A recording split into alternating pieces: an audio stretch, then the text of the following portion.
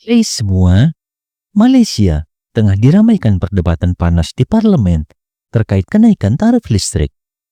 Anggota DPR mereka marah besar, mengkritik pemerintah karena dianggap tidak mampu mengendalikan harga, sehingga rakyat yang harus menanggung beban.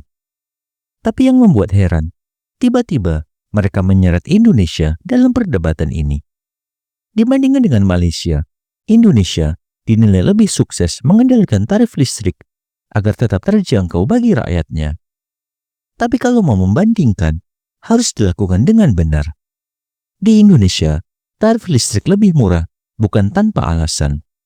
Pemerintah memahami bahwa listrik bukan sekedar komoditas, melainkan kebutuhan dasar yang harus dijamin ketersediaannya dengan harga wajar. Ada subsidi bagi rakyat kecil, ada regulasi harga yang jelas, serta investasi energi terbarukan yang mulai berjalan. Bagaimana kisah selanjutnya? Simak video ini hingga akhir. Namun sebelum melanjutkan, jangan lupa untuk subscribe terlebih dahulu channel ini agar tak ketinggalan info menarik lainnya. Di Malaysia, tarif listrik melonjak karena mekanisme pasar lebih bebas, sehingga kenaikan biaya produksi langsung dibebankan kepada konsumen. Pemerintah tampaknya baru sadar bahwa sistem ini tidak bisa terus diterapkan begitu saja. Namun yang mengherankan, saat rakyat mulai protes, justru Indonesia yang disalahkan. Seolah-olah kebijakan energi di Indonesia menjadi penyebab kenaikan harga di Malaysia. Padahal faktanya, pemerintah Indonesia sudah sejak lama menerapkan intervensi harga demi melindungi daya beli masyarakat. Jika pemimpin Malaysia mulai melirik kebijakan Indonesia sebagai referensi, itu artinya mereka mengakui bahwa pendekatan kita lebih baik.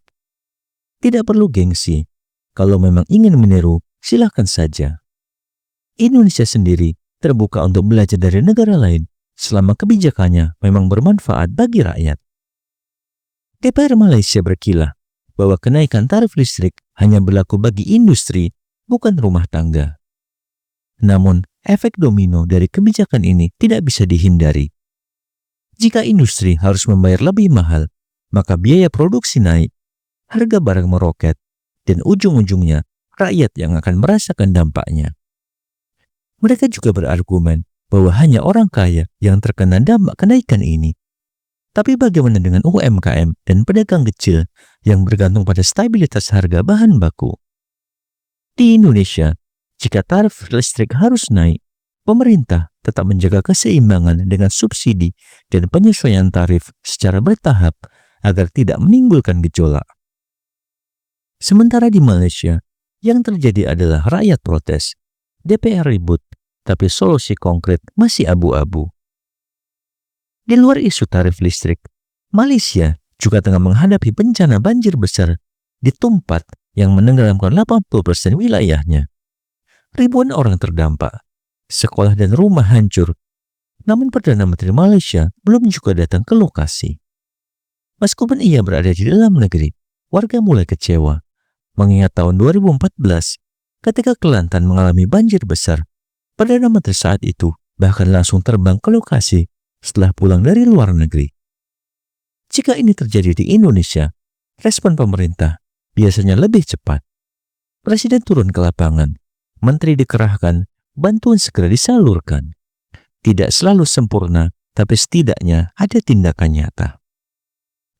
Dari semua perdebatan ini, satu hal yang jelas, Malaysia masih punya banyak pekerjaan rumah dalam mengelola kebijakan ekonomi dan energi.